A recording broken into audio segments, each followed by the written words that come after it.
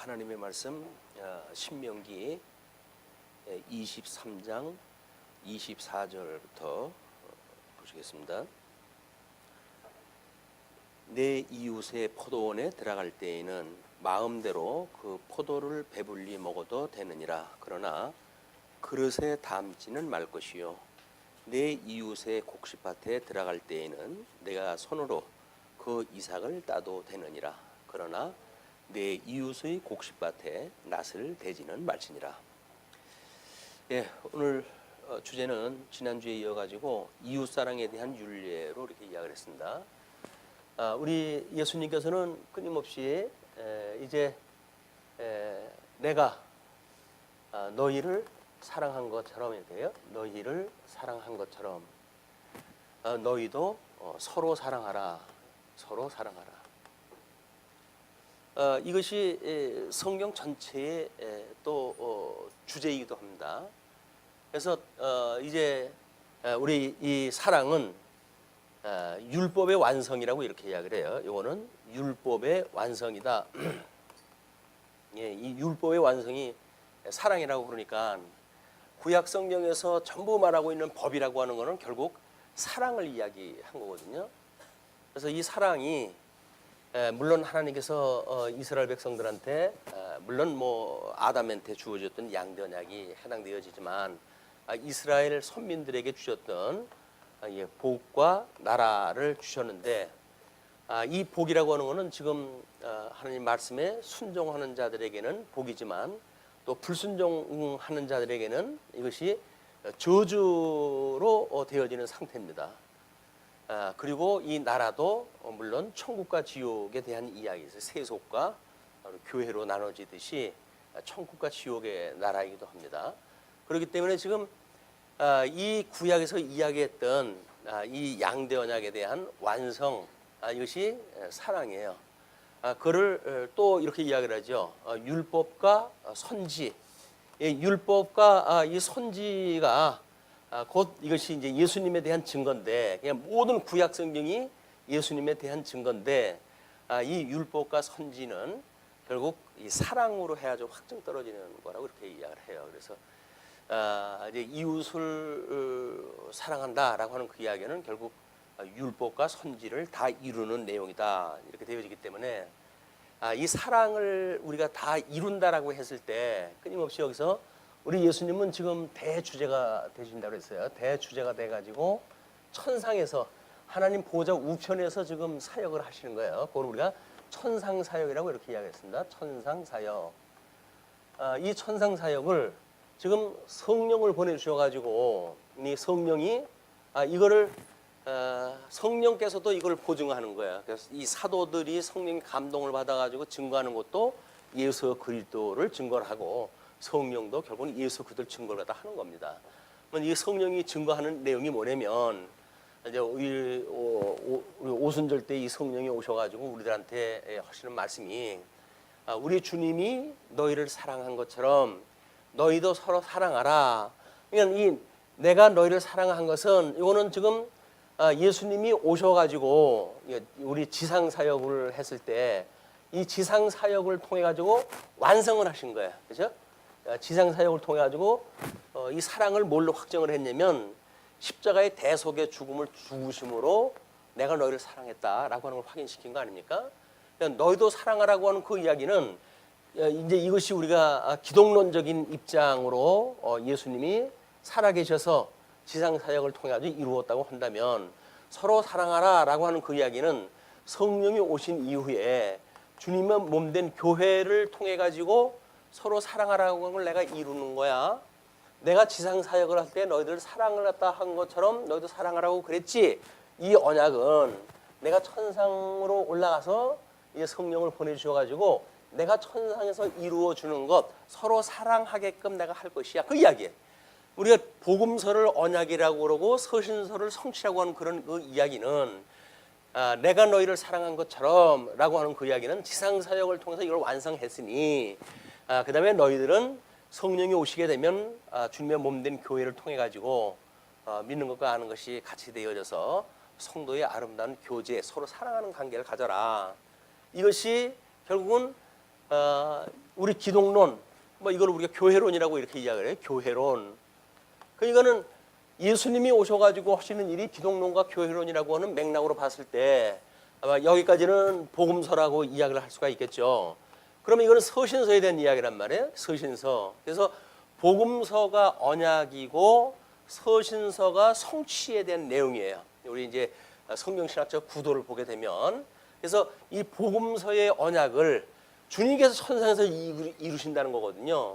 그러니까 우리는 성경을 보고 주님이 서로 사랑하라고 그러시더니 우리를 죄 중에서 불러내셔서 주님의 몸된 교회의 구성원이 되게 하시고 그래놓고 우리 보고 사랑하게 하시네 라고 하는 걸 우리가 깨달아 하는 거예요. 성경에서 그걸 이제 완성을 해 주셨으니까 성경의 완성, 이 구약 성경이 이야기하고 있던 모든 내용들이 그건 예수님에 대한 이야기였고, 예수님이 와가지고 사랑에 대한 걸 이렇게 구체적으로 이루셨고 주님의 몸된 교회를 통해서 이루어 가시는 거예요. 그러니까 이걸 또 우리가 집약적으로 가가지고 내가 너희를 사랑한 것처럼 너희도 사랑해, 그랬으니까 우리가 어떻게 하면 사랑을 할까라고 하는 우리 인간적인 입장에서 이 접근을 갖다 하게 되면 그걸 소위 인본주의라고 그러는 거예요. 우리는 우리를 사랑하라 하신 주님께서 우리를 사랑하게 하신다. 이게 소위 하나님의 절대 주권이라고 이야기를 하는 거예요. 그래서 이것을 하나님이 하신다, 그런 그 이야기고, 그 다음에 우리 인간들을 통해 가지고 하나님이 하게 하신다.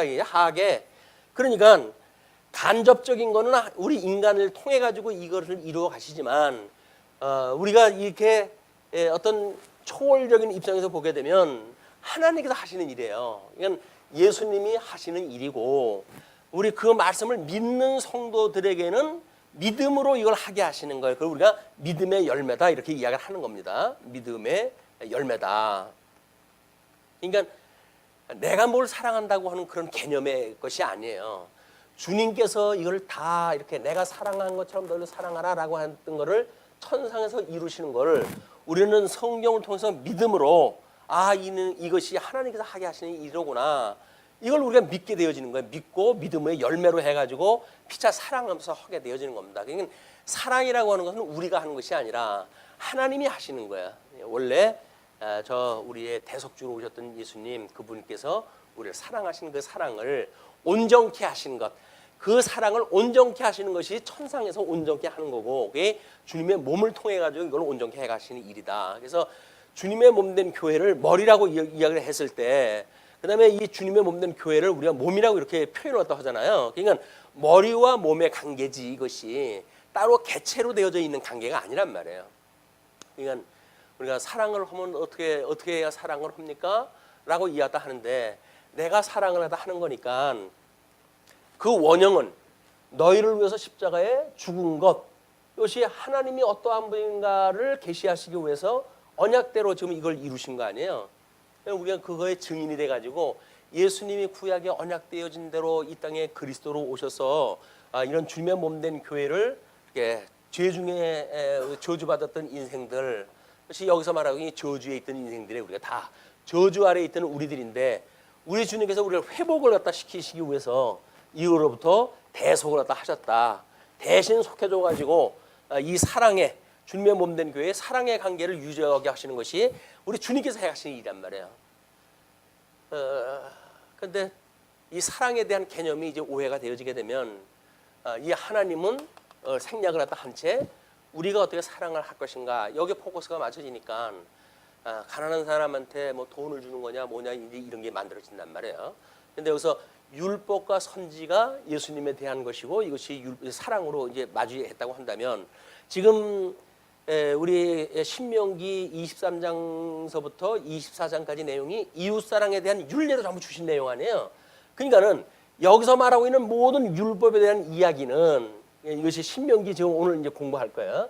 신명기 4장 24절로부터 23장 24절, 23장 24절서부터 24장 끝절까지 이것이 결국은 율법과 선지로 해가지고 예수님에 대해서 어떻게 예표하는가, 그 내용을 보시게 되면 주님께서 저걸 이루셨구나.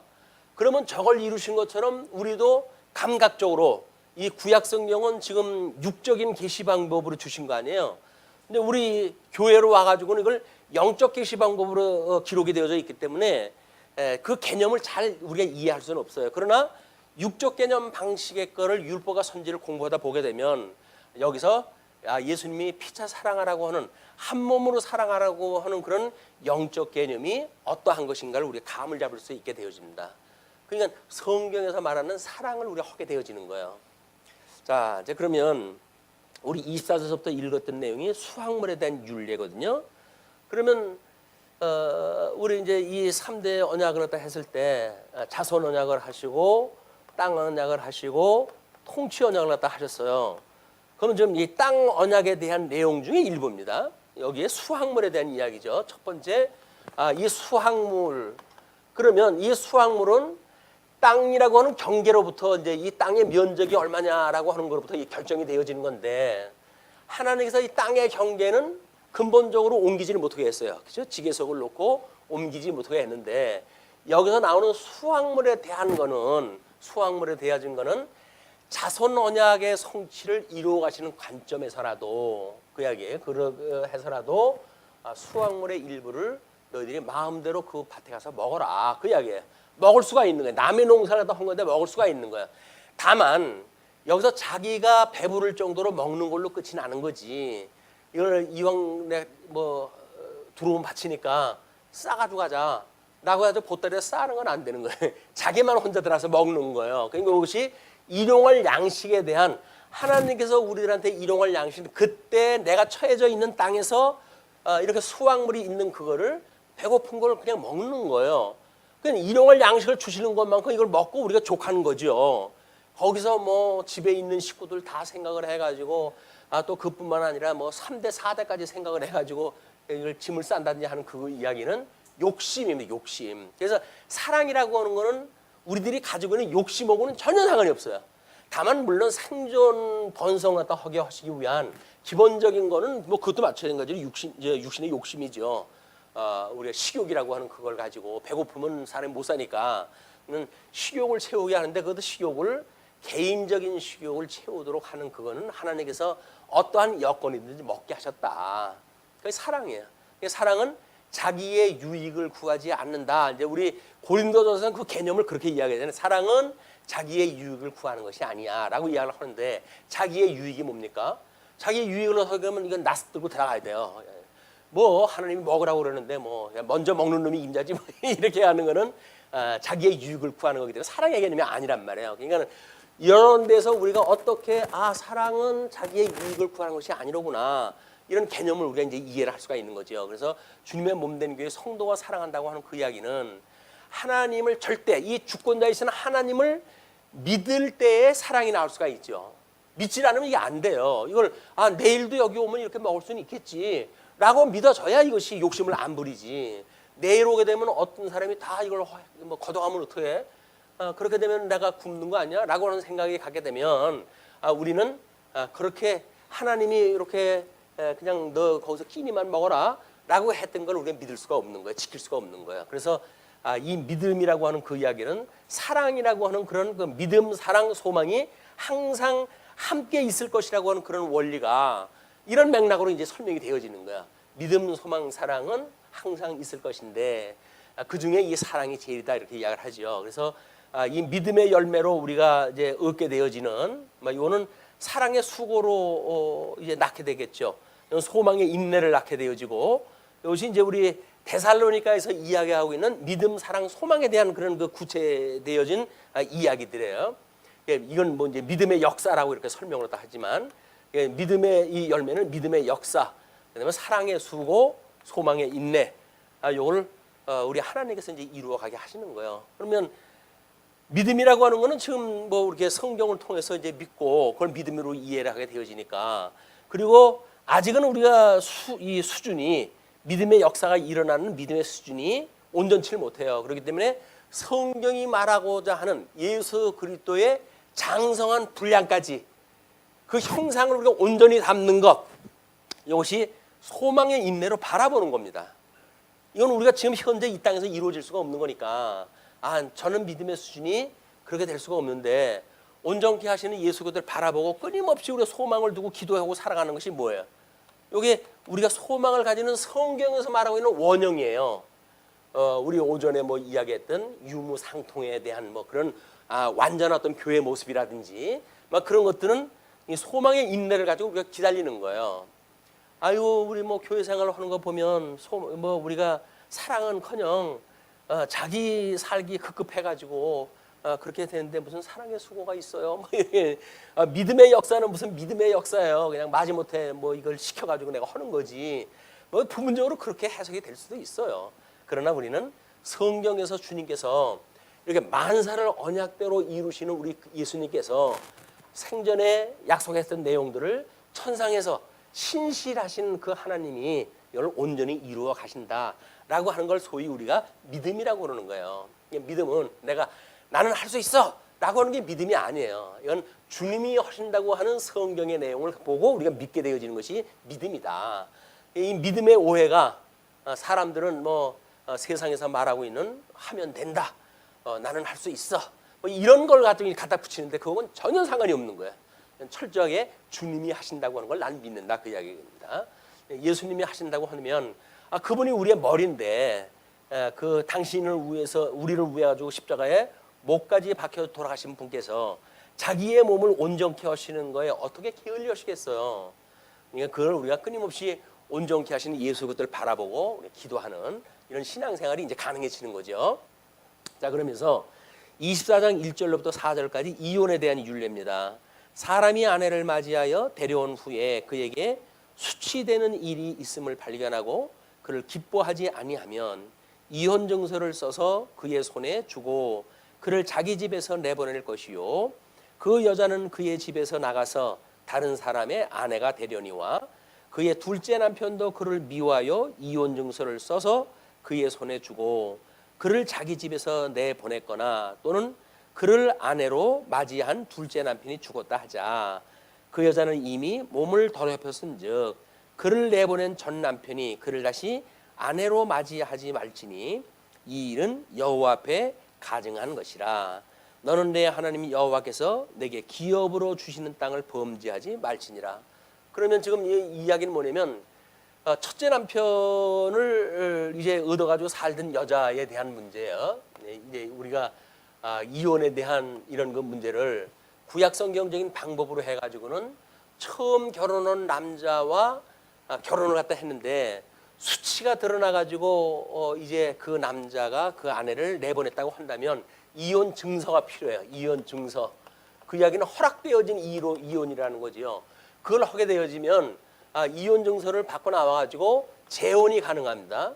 재혼이 가능한데 이때 또 증서를 받고 또 이혼이 되어진다고 한다면 또는 남편이 죽었다거나 해서 이런 사별이 되어진다고 하거나 이 결혼 관계가 유지되어지지 않는다고 한다면 이렇게 중복되어져서 이런 그 일이 일어났다고 할 때는 하나님께서 다시는 결혼하지 못하게 하시는 거예요. 그게 우리가 이제 아담으로 인해 가지고 모든 사람들이 저주하되 살아가던 사람들 아닙니까? 여기서 우리는 세상을 머리로 삼고 살아갔어요. 사단을 우리들의 통치자로 섬기고 살아갔어요. 그런데 이 사단이 이 자기의 통치 아래 우리를 있다고 하다가 우리가 예수님이 우리를 죽음 가운데 불러내실 때 결국은 사단이 우리를 놓아놓는 거 아니에요. 놓아두는 거예요. 그래서 옛날에는 우리가 사단하고 남편 아내의 관계를 가지고 살았어요. 통치 영역 속에서. 그러나 예수님으로 인해 가지고 우리는 재혼이 되어진 관계입니다. 그러면 예수님으로 인해서 우리가 이렇게 재혼이 되어져 살아가는 성도라고 한다면 다시는 여기서 결별이 되어진다든지 이렇게 되어지는 거는 다시 첫 남편 쪽으로 돌아가는 거 아니에요. 그럴 수가 없는 거다, 그 이야기예요. 그래서 우리가 예수 그리스도 이 사랑이랑 이 결혼에 대한 문제는 예수님이 에베소서에서 이야기를 하게 되면 뭐냐면 이 남자와 여자에 대한 이야기를 하면서 내가 이 남녀의 문제를 이야기하는 것이 아니다. 이거는 예수 그리스도와 주님의 몸된 교회와의 관계를 내가 이야기하는 거야 라고 이야기를 하잖아요. 이런 구약 성경에서 말하고 있는 남녀에 대한 문제는 예수 그리스도와 주님의 몸된 교회를 설명하는 방식이에요. 그럼 우리가 사랑한다는 이야기는 예수님을 머리로 해서 이분이 진리 아닙니까? 이분이 나는 곧 길이요 진리요 생명이라고 그렇게 이야기를 했어요. 그러면 저 진리 안에서, 예수님 안에서 피차 우리가 즐거워하고 기뻐하는 것, 그것이 사랑이란 말이에요. 예수님 안에서 우리가 사랑하는 거거든요. 그러니까는 이제 그 고린도전서 사랑을 쭉 이야기하다가 믿음, 소망, 사랑이 항상 있을 것인데 그중에 제일이 사랑이라라고 그러면서 이제 온전한 것이 올 때 부분적으로 모든 것은 피하게 되어지고 그러나 이제 이 예수 그리스도 주님하고 예수 그리스도와 우리 더불어 사는 성도들의 문제, 요걸 사랑으로 설명을 하기를 진리 안에서 함께 기뻐하는 것, 기뻐하는 것 그 이야기예요. 예수 그리스도 한 분만으로 사실 우리는 기뻐해야 될 요소가 있는 거예요. 그게 뭐냐면 우리를 구원해 줬다는 이야기입니다. 예수님 우리를 위해서 십자가에 죽으셨다는 거예요. 그게 사실적으로 믿어질 때 우리는 이 진리, 예수님에 대한 성경에 대한 이야기를 보고 깨닫고 그 안에서 함께 기뻐할 수 있는 게 사랑인 거예요. 그냥 믿는 것과 아는 것이 같이 되어지지 아니한 상태 속에서 또는 뭐 종교를 달리하고 뭐 종교 다원주의를 이야기를 하면서 가난한 이웃을 돕는 것을 사랑이라고 하는 개념은 저는 성경에서 말하는 사랑의 개념이 아니에요. 사랑이라고 하는 건 진리와 함께 기뻐해야 돼요. 진리와 함께. 근데 뭐 예수님 당시에도 뭐 수많은 사람이 따라다니잖아요. 따라다니자 예수님 곁을 다 떠나게 되어지는데 예수님께서 그들이 나를 따르면 이제 내가 그리스도 되심을 인하여 따른 것이 아니라 먹고 배부른 까닭으로 나를 따라다녔어, 그 이야기 아니겠어요. 그러니까 여기서 우리가 뭐 교회 생활을 통해 가지고 다른 사람들에게 뭐 이 사랑의 수고하다 하고 이런 복음을 증거하기 위한 뭐 사랑의 수고할 수가 있겠죠. 그러나 진리 안에서 함께 기뻐할 수 있는 요소가 배제되어진다고 한다면 그건 사랑이 아니에요. 세속적인 사랑에 지나질 않습니다. 이건 사랑의 개념이 이제 그렇게 설명이 되어지겠죠. 그 다음에 24장 5절을 보시게 되면 신혼 남자의 징진면지라다 하죠. 사람이 새로이 아내를 맞이하였으면 그를 군대로 내보내지 말 것이요 아무 직무도 그에게 맡기지 말 것이며 그는 1년 동안 한가하게 집에 있으면서 그가 맞이한 아내를 즐겁게 할지니라. 그 이야기는 뭐예요? 생육하고 번성하라고 했던 그 약속을 이룰 수 있도록 해주는 것. 언약자손이 나름대로 예수님을 믿고 그 다음에 구원의 확신을 가지고 복음 증거를 갖다 하고 이렇게 아주 자손이 이제 확산되어질 수 있도록 증거 역할을 다 하는데 그런 일들을 제도권에서 묶어놓고 그러면 안 된다 그 이야기예요. 그런 사랑은 그러하여금 그 증인된 삶을 살아가도록 놓아주는 것, 이것이 소위 사랑이에요. 이제 사랑이 뭐 우리 고린도전서 사랑에 대한 뭐 어떤 설명으로 뭐 예를 들는지 금방 떠오르지는 않지만 나중간 그래서 그 제도권으로 묶어가지고 뭐 그런 복음을 증거하는 일을 억제한다든지 그렇게 하는 것이 안 하는 것, 생육하고 번성하도록 복음을 증거하는 일이 완활하게 되어지도록 하는 것이 사랑이다. 그러니까 사도행전에서도 마찬가지죠. 여기서 예수님은 사랑하라고 한 대로 사랑하다 하는데 그래서 끊임없이 사도들이 복음을 증거하잖아요.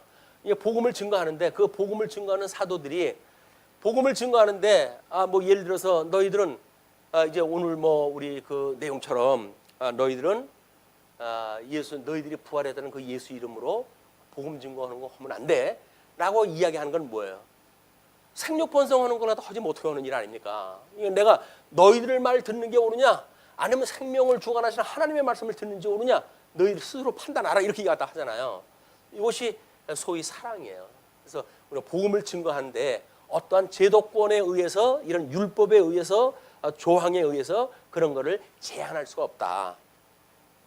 다음에 6절을 보시게 되면 맷돌을 전당 잡지 말라고 그렇게 이야기를 했죠. 사람이 맷돌이나 그 윗짝을 전당 잡지 말지니 이는 그 생명을 전당 잡음이니라. 그래서 맷돌 윗짝과 생명과를 연결을 시켜요. 그 이야기는 뭡니까? 맷돌을 가지고 일용할 양식을 삼는 거 아니겠어요? 이제 하루 그 가난한 사람들이 맷돌질을 갖다 해가지고 이제 가루를 내서 음식을 먹고 그러는데 그거를 빚좀 졌다고 해가지고 윗짝을 빼가면 아랫짝 하나 가지고 어떻게 이걸 합니까? 가공이 안 되잖아요. 그때는 두 개 다 뭐 이렇게 보증물로 빼가는 게 아니라 아마 윗짝 하나만 가져갔는가 봐요. 이제 이걸로. 그러니까는 그렇게 하지 마라. 가난한 사람들이 먹고 살아야 되는데 일용할 양식을 위해 가지고 주는 이런 말씀을 공급하는 그런 데서도 주님의 몸된 교회가 이 말씀을 증거할 수 있는 목사가 없다는 걸 이걸 우리 헌법적으로 봤을 때에는 이걸 허위 교회라고 그래요. 여기서 이 교회를 허위 교회. 이 허위 교회라고 하는 그 이야기는 하나님의 권위, 말씀의 권위가 비어 있는 교회다 그 이야기예요. 그건 은사를 목사에게 말씀 전하는 은사를 줘가지고 주님의 몸된 교회에 이제 노예에서 파송이 되어지잖아요. 그렇기 때문에 교회 대표가 되어지는 겁니다. 장로님들은 성도님들이 선출을 갖다 해가지고 교인의 대표가 되어지고 목사는 노예에서 파송이 되어서 교회의 대표가 되어져 가지고 당회를 이뤄 가지고 이제 주님의 몸된 교회를 우리 치유도 해가고 또는 말씀을 전하기도 하는 건데 이런 말씀을 증거할 수 있는 이런 그 자리가 비어 있는 것 여기 허위 교회, 허위 교회. 지금 뭐 맷돌을 갈 수가 없다고 한다면 뭐 예수님은 그런 표현을 다 하죠. 너희들이 나중에 이제 이를 갈미 있으리라 그렇게 이를 갈미 있으리라. 이를 간다는 이야기는 뭐예요? 아래 맷돌 윗몰돌이 돌아가는 거예요. 돌아가는 거. 돌아가는데 곡물이 들어가져 있어요. 뭐 가루를 내 가지고 뭐가 양식이 만들어질 거 아니겠어요? 근데 그것도 없이 빈 이빨만 이 맷돌질만 하는 게 뭐예요? 빈 맷돌만 돌아가는 게 그게 아무것도 없는 너희들이 이렇게 살다가는 비어 있는 그런 세상을 살다가 끝이 나고 만다 그 이야기예요. 소위 나중에 와서 이를 갈미 있으리라. 저주를 갖다 할 때 하나님 앞에 뭐 나 이렇게 지옥을 갖다 보낸다고 라고 하면 저주를 갖다 할 거 아니겠어요. 그것이 이를 간다라고 예수님께서 그렇게 이야기합니다. 그래서 뭐 우리 전도서에서 12장에서는 나이가 먹게 되어지게 되면 맷돌 소리가 적어지고 이렇게 얘기하잖아요. 맷돌 소리가 적어진다는 이야기는 윗니하고 아랫니하고 뭐가 제대로 돌아가야 고기도 신맛이 있어야 먹지요. 근데 나이가 먹고 뭐 이 시원찮아 가지고 이제 이 해 넣기 시작을 하게 되면 고기를 씹는 건지 고물을 씹는 건지 별로 잘 모르겠어요. 그러니까 이 말씀도 이 은밀하게 되면 말씀의 뜻이 뭔가 이렇게 우리 생생하고 뭔가 이 말씀의 은밀을 또 하면서 우리 하나님의 뜻을 분별하게 되어지는데 이빨이 현치 않으면 말씀은 은밀을 못해요. 그래가지고는 그저 역사적으로나 이해하거나 겨우 뭐 문자적으로 이해하거나 이렇게 살아갈 수밖에 없단 말이에요. 그래서 이걸 정말 예수님에 대한 이야기로 온전히 기뻐하고 즐거워할 수 있는 진리의 체계로 이해한다는 이야기는 이 시대에 특별히 우리에게 주신 하나님의 은혜라고 이게 믿어집니다. 하나님의 말씀을 읽을 때마다 거기에 뭐 처처 있는 예수 그리스도 그분을 우리가 만나고 그분으로 말미암아 위로를 받고 그분으로 인해서 우리가 소망을 갖고 이런 믿음, 소망, 사랑을 예수 그리스도와 더불어 누릴 수 있는 이런 그 기회를 우리 하나 주시기를 이제 축복을 합니다. 자, 그러면서 7절로 보시게 되면 유괴 및 인신 매매범 처벌이에요. 아주 뭐 여러 가지 제목으로 나와요. 사람이 자기 형제 곧 이스라엘 자손 중 한 사람을 유인하여 종으로 삼거나 파는 것이 발견되면 그 유인한 자를 죽일지니 이같이 하여 너희 중에서 악을 제할지니라. 그래서 이 언약되어진 자손인데 그 언약되어진 자손을 뭔가 자기의 유익을 위해 가지고 종으로 삼거나 그건 소위 갑질을 하거나 또는 주관하거나 그 이야기죠. 주관하거나 종을 삼는다는 이야기는 주관한다는 이야기 아니에요. 자기의 어떤 부속물로 여겨버리게 되어지는 이것이 사랑이 아니다. 사랑이라고 하는 그 이야기는 빈부의 격차를 뛰어넘어 가지고 피자 사랑하는 것. 그걸 우리 아침에 주보에 보게 되면 그 간지에 그렇게 드렸어요.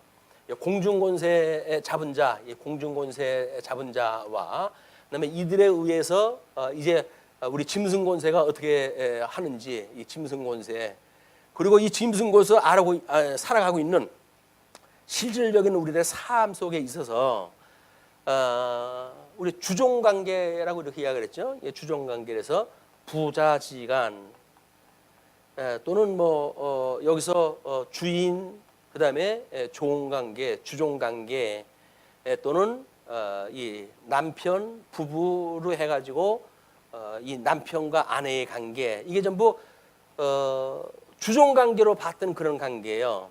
신약 성경에 보게 되면 전부 이걸 가지고 이야기를 합니다. 전부 이걸 가지고 너희들은 그러지 말라는 거예요.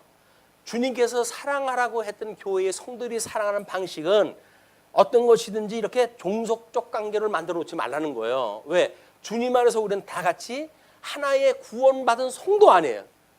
거기 세상의 모습을 가지고 주종관계를 만들어 놔가지고 남편과 아내를 주종관계를 만들고 또는 주인과 종을 갖다 주종관계를 만들고 또는 부자지간을 종관계를 만들고 뭐 군신의 관계도 마찬가지겠죠. 뭐 이런 일들, 이 군신 관계도 우리가 주종관계를 만들어 가지고 이야기하는 것, 이거를 하지 말라고 하는 것이 주님의 몸된 교회, 이 주님의 몸된 이 신약 교회에서 이야기하고 있는 경계 사항이에요. 우리가 다른 사람을 우리의 종으로 삼는 것, 그 위에 내가 군림하는 것, 내가 주관하는 자세를 취하는 것, 이런 것들이 전부 사랑에서 배제되어지는 거예요. 사랑은 무슨 내용이세요? 이거 비슷한 거기에 걸맞는 그런 것들이 있잖아요. 사랑은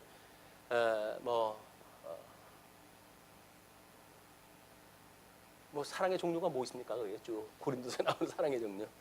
거기에 보게 되면 이런 것들, 이런 거 하지 말라고 하는 것이 신령한 관계로의 사랑의 관계를 보여주는 이야기예요.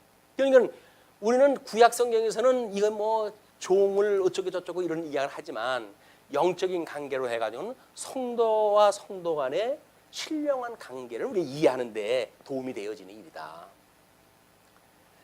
그 다음에 8절 9절을 보게 되면 문둥병에 관한 율례예요. 너는 나병에 대하여 삼가서 레위 사람 제사장들이 너희에게 가르치는 대로 내가 힘써 다 지켜 행하되 너희는 내가 그들에게 명한 대로 지켜 행하라.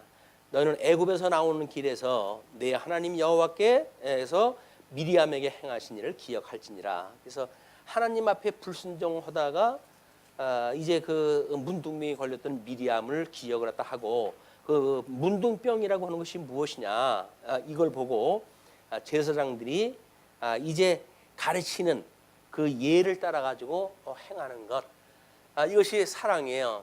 제사장이라고 하는 건 뭡니까? 하나님과 인간 간의 교통을 갖다 하는 직업이죠.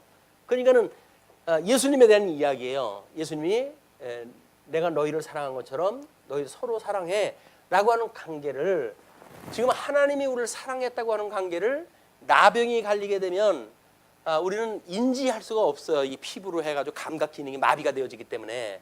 그렇게 되어지면 이걸 알 수가 없으니까 예수 그리스도로 말미암아 구원을 받음으로 해가지고 문둥병, 모든 나병으로부터 너희들이 완쾌 되어졌을 때 예수 그리스도가 생명의 주인인 걸 믿게 되어지고, 그분이 이 모든 그 세상 만사를 섭리하시는 대주주 되시는 분이라고 믿어져서 살아갈 수 있으니까 너희들이 그런 하나님 앞에 순종하는 삶을 사는 것, 이것이 사랑이다, 그런 그 이야기예요. 다음에 이제 10절로 15절 가난한 자 보호 율례죠. 내 이웃에게 무엇을 구워줄 때에 너는 그의 집에 들어가서 전당물을 취하지 말고 너는 밖에 서 있고 내게 꾸는 자가 전당물을 밖으로 가지고 나와서 내게 줄 것이며, 그가 가난한 자이면 너는 그의 전당물을 가지고 자지 말고 해질 때에 그 전당물을 반드시 그에게 돌려줄 것이라. 그리하면 그가 그것을 입고 자며 너를 위하여 축복하리니 그 일이 내 하나님 여호와 앞에서 내 공의로움이 되리라. 얘는 이웃에게 무엇을 구워줄 때에도 전당물을 선택을 네가 하지 말라, 그 이야기예요. 문 바깥에서 주는 거 그냥 받아가지고 가. 네가 들어가지고 이거 값이 이 정도는 돼야 돼 해가지고 필요한 거 뺏어가고 그러면 너 사랑하는 게 아니야, 그 이야기예요. 사랑하는 게 아니야. 사랑은 자기 유익을 구하는 게 아니에요, 철저하게. 그냥 지금 가난하기 때문에 전당물을 빌릴 수밖에 없다고 한다면 너는 바깥에서 그 전당물을 이제 가지고 나오는 것을 취하라. 그리고 그가 가난한 자면 그의 전당물을 가지고 자지 마라. 밤을 새지 말라, 그 이야기예요. 우리들의 모든 예수 그리스도를 믿는 성도들이 우리가 우리에게 죄진 자를 사하여 준 것처럼 우리 죄를 사하여 주옵시고 라고 했던 그 이야기에 유효기간이 있어요. 그것이 해지기 전에, 해지기 전 하루에 모든 문제가 해결이 돼야 돼요. 미화된 거 그거 품고 자게 되면 결국은 우리 이 저주를 몸에다 품고 자는 거니까 이것이 결국은 우리의 신앙적인 감각에 해를 갖다 끼치는 일이 된다. 그래서 할 수 있으면 그때 다 풀면 얼마나 좋겠어요. 그러나 육신을 가지고 있기 때문에 그러지 못한다고 하더라도 저녁에 잠자리에 들어서게 되면 그래도 하나님 말씀 묵상을 하고 하나님 앞에 네 안위를 맡기고 잠자리에 들었을 거 아니냐. 그때에 하나님 앞에 모든 걸 용서하도록 이렇게 해라. 사랑은 그래서 유효 기간이 이런 어떤 미워하는 마음의 유효 기간이 해를 넘기게 되면 안 되는 거예요. 사랑이라고 하는 건 해지기 전에 모든 것이 결산이 끝나야 되는 겁니다. 그 이야기는 예수님의 이런 해로 해가지고 섭리하셨던, 그래서 나중에 재림하실 때까지의 모든 역사를 통해서 이루어져야 되지. 이것이 뭐 예수님 다시 재림한 이후에 뭐가 되어진다든지 이런 게 불가능하다. 예수님 안에서 우리가 죄 사함을 받고 용서함을 받고 이런 그 일들은 우리가 우리에게 죄 지은 사람을 사해 준 것처럼 우리들을 사해 주십시오라고 하는 기도가 필요한데 그것도 해를 넘기지 않도록 해라. 그런 그 이야기입니다. 그리고 14절을 보시게 되면 공궁하고 비난한 품꾼은 너희 형제든지 내 땅 성문 안에 우고하는 객이든지 그를 학대하지 말며 그 품삯을 당일에 주고 해진 후까지 미루지 말라. 이는 그가 가난함으로 그 품삯을 간절히 바람이라. 그가 너를 여호와께 호소하지 않게 해라. 그렇지 않으면 그것이 네가 죄가 될 것임이라. 그래서 우리가 이 상전이 주의 뭐 자기네 종에 대한 그런 그 이야기가 갑질이 결국 뭘로 합니까? 경제적인 걸로 갑질하는 거 아니에요? 요즘 뭐 기본금 10,000원을 갖다 한다 그랬더니 뭐 나도 살아야지라고 하면서 10,000원 줄게 그래 놓으면서 뭐 특별 활동 시간 다 깎아버리고 못 깎아버려가지고 옛날보다 더 적게끔 주고 이런 거 일들은 소위 믿음이 없는 경제 원리의 작동이에요. 그런데 물론 뭐 어느 정도 이제 10,000원 그 시대가 자리를 잡으면 뭐 그런 시대가 없겠죠. 처음에 그런 일이 만들어졌을 때 수치로만 봐가지고는 불가능한 일들이죠. 그것이 7,000원 준 사람이 10,000원 주고 그 일이 됩니까? 지금도 온 가족이 덤벼들어도 일당이 나올까 말까 한데 그 뭐 어려운 일들은 근데 안 되는 일이에요. 그러나 이제 대승적인 차원에서 정부에서 무슨 큰 그림을 가지고 그걸 시작을 했다고 한다면 믿음의 사람들은 어떻게 믿을 것인가? 그 이야기가 우리 주인이 종업원을 종으로 보지를 아니하고 자기의 가족으로 본다고 한다면 그러면 그런 일들을 능히 이겨나갈 수가 있어요. 그게 사랑의 관계만이 가능한 거예요. 사랑하는 사람들은 그래 이왕 이렇게 되어진 거 더냐 우리 같이 나눠 먹자 이렇게 하는 것이 같이 그 업무를 갖다 일을 갖다 해가는 사람들과의 관계지. 나는 주인이니까 2배 먹어야 되고 넌 종업원이니까 1배만 먹으면 되는 거 아니야 라고 해가지고 강제로 그런 어떤 수치로 뭔가를 만들어 가기 시작을 하게 되면 그 사랑이 아닌 관계로 그걸 만들어 가면 될 수가 없어요.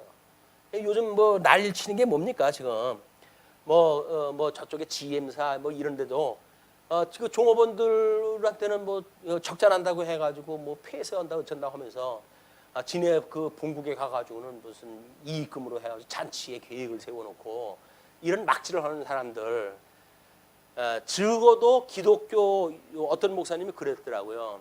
기독교 이제 유럽에 있는 목사님이 유럽의 마지막 희망은 우리 기독교밖에 없다 이렇게 이야기하는데 그 유럽의 기독교가 빠져나가니까 그 사람들의 상태가 얼마나 삭막한지 몰라요. 순사기꾼들이 모여가지고 힘없는 나라에 들어와가지고 자원력을 가지고 들어와가지고 그리고 그걸 갑질을 갖다 해가지고 돈 빼먹고 도망가버리고 처줄림들이 이놈들이. 근데 어떻게 이 짐승군세 그 일을 하는 건데 걔네들이야. 그걸 믿는 사람들은 과연 어떻게 할 것인가라고 하는 것이 사랑의 관계라고 한다면 그건 수치에 얽매이는 게 아닙니다. 이런 관계를 우리가 어떻게 신령한 모습으로 이게 소화를 갖다 해내고 그리고 우리 삶에 적용을 하는가가 사랑에 대한 걸 돈독하게 만들어가는 그런 그림일 수가 있습니다. 자, 그러면서 16절서부터 18절 보시게 되면 공의로운 송사에 대해서 이야기를 해요. 아버지는 그 자식들로 말미암아 죽임을 당하지 않을 것이요 연자제가 없다는 거죠. 자식들은 그 아버지로 말미암아 죽임을 당하지 않을 것이니 각 사람은 자기 죄로 말미암아 죽임을 당할 것이니라. 우리가 한창 그 뭐 공산주의 이제 공산당 들어오고 뭐 다시 이제 회복되어지고 그랬을 때 연자제 문제로 해가지고 아버지가 무슨 뭐 이북하고 뭐 동조를 갖다 했다고 하면 그 자손들한테 불이익을 주고 이런 일들이 만연했잖아요. 이 주님 안에서 살아가는 성도들의 모든 죄에 대한 문제는 1대1의 문제예요. 하나님 앞에 자기 죄는 자기 하나님 앞에 해결이 돼야지 무슨 뭐 아내가 믿음 좋다고 해가지고 치맛불이 붙들고 하나님 나라 간다 이거 안 되는 일이에요. 독자적으로 해야 되는 일이니까 어떻게 보게 되면 가족 식구들한테도 냉철하게 너의 믿음은 너의 것이야 라고 하는 걸 주지시켜가지고 개인적으로 복음을 받아들일 수 있는 여건을 자꾸 만들어가는 거 그게 진짜 사랑이에요. 사랑한다고 그러면서 야 뭐 때가 되면 이제 또 우리 뭐 되겠지라고 해가지고 복음을 증거하는 기회를 자꾸 뒤로 밀어내는 일들은 사랑한다고 그러면서 제일 사랑이 뭐예요? 예수님을 사랑했다는 것이 가장 큰 사랑인데 사랑한다고 그러면서 그 이 복음 안 가르쳐 준다고 한다면 사랑하는 거 아니에요. 그래서 우리가 자녀들한테도 끊임없이 이 사랑에 대한 관계를 유지한다는 이야기는 예수님에 대해서 이야기를 하고 복음에 대한 이야기를 하고 집에 있든지 나가 있든지 증거를 갖다 하는 증인의 역할을 다 하는 것이다. 그래서 물론 뭐 듣기 싫어하겠죠. 기틀어 맞고 맨날 교회 얘기만 한다고. 교회 얘기가 아니라 네 생명의 이야기야. 생명의 이야기야. 내가 너를 낳은 것처럼 하나님께서 우리를 낳으셨는데 예수님을 낳았고 그분으로 말미암아 우리가 새 생명을 얻는 거니까 그런 비밀을 알고 깨닫는 것이 이 시대에 너무나 필요하단다. 이것이 없으니까 세상이 이렇게 지금 미쳐 돌아가지 않니? 미쳐 돌아가는 현상을 복음으로 통해서 해석을 하다 해주는 그런 것도 필요하다. 자, 그러면서 너는 17절 너는 객이나 고아의 송사를 억울하게 하지 말며 과부의 옷을 전당 잡지 말라. 마찬가지예요. 너는 애굽에서 종되었던 일과 네 하나님 여호와께서 너를 거기서 속량하신 것을 기억하라. 그러므로 내가 내게 이 일을 행하라 명하노라. 이거는 고아의 송사. 여기서 말하고 있는 이 부자의 아버지가 없는 걸 고아라고 해요. 여기서 핍박을 받는 사람들을 흔히 이제 뭐 이 과부, 고아, 나그네. 이것이 이스라엘 백성들이 긍휼을 보일 그런 그 대상들인 거예요. 그래서 11조에 대한 문제를 할 때 예수님께서 의와 인과 신을 너희들이 버렸더라 하라고 하는 인, 이 긍휼, 이거예요. 너희들이 이걸 버렸다. 그러니까는 근처에 11조를 내면서 이런 긍휼한 사람들을 긍휼히 여기지 보지 못하는 이런 사람들은 하나님의 이 말씀을 제대로 모르는 사람들이다. 우리가 어떻게 이렇게 긍휼의 대상 이 이야기는 예수 그리스도를 모르는 사람일 수가 있겠죠. 고아는 우리 하나님 아버지로부터 버림을 받았던 그런 그 사람들이겠죠. 나그네라고 하는 그 이야기는 우리 하나님이 어떠한 분인가를 깨달아 우리가 알아야 되는데 어떻게 보게 되면 성령 하나님의 그런 그 우리 깨닫게 하시는 이런 인식으로부터 외인이 됐던 이런 관계일 수가 있어요. 그래서 삼위일체 하나님을 우리가 어떻게 복음을 모르는 사람들한테 조금조금 가르칠 수 있도록 하는가라고 하는 것이 사랑한다고 하는 이유예요. 사랑하는 이유. 내가 우리 성도를 사랑한다. 내가 지체를 사랑한다라고 하는 그 이야기는 끊임없이 믿지 않고 사랑하는 사람들을 불쌍히 보는 겁니다. 불쌍히. 근데 뭐 지 잘났다고 그러니까 그래 너 한번 혼나봐라 라고 하는 건 불쌍히 여기는 게 아니에요.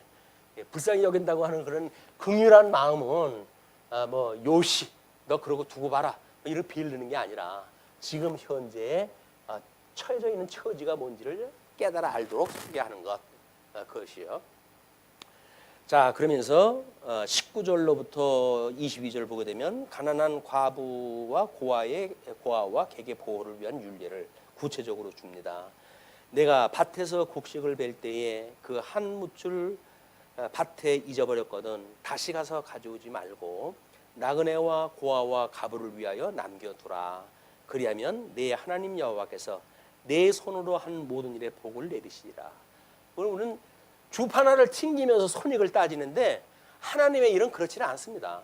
하나님의 일은 결코 그렇지가 않기 때문에 뭐 가가지고 한 단을 놓고 왔다고 해가지고 너 그거 다 걷었냐? 그러냐 한 단 걷어 놓고 온 것 같은데요. 이 녀석 빨리 가서 가져와. 이런 얘기 하지 말아라. 그냥 다 그러겠다고 한다면 하나님께서 그렇게 하시도록 했으니 먹을 자들을 하나님께 보내가지고 그걸 먹게 하실 거니까 너희는 그렇게 하지 마라. 내가 내 감람나무를 떤 후에 그 가지를 다시 살피지 말고 그 남은 것과 객과 고아와 가부를 위하여 남겨두며. 그래서 우리는 감나무를 털다가 이유는 좋잖아요.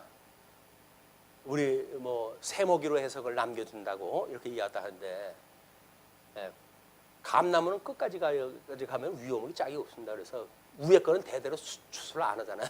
그런데 그걸 새로 먹이를 갖다 준다고 그렇게 좋은 미명을 이제 이렇게 우리 가지고 있는데, 그래서 믿지 않은 사람들도 그렇게 남겨놓고 더불어 사는 거를 그렇게 해가잖아요. 근데 믿는 사람들이 그런 걸 탈탈 털어가지고 밥상에서 맛있는 걸 먹는데, 저 좀 남겨주면 내가 먹었으면 좋겠다라고 하는데, 맛있는 거 내가 먼저 먹을 거야 탈탈 집어넣는다든지 이렇게 하고 사랑하는 관계가 아니라는 거예요.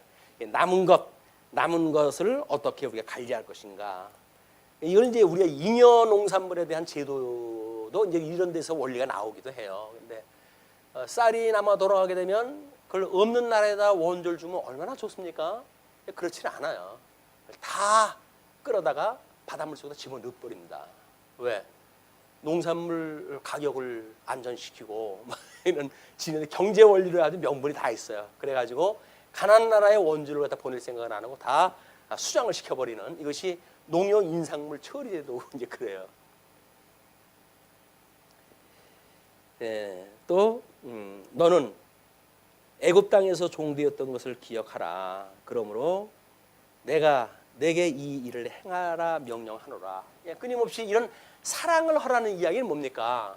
우리가 이 저주받았던 가운데서 사랑이 없이 살았던 이런 데로부터 예수님이 우리를 사랑했다고 하는 사랑을 깨달았을 때 비로소 나 죽었던 나를 살리셨어라고 하는 걸 깨닫게 되잖아요.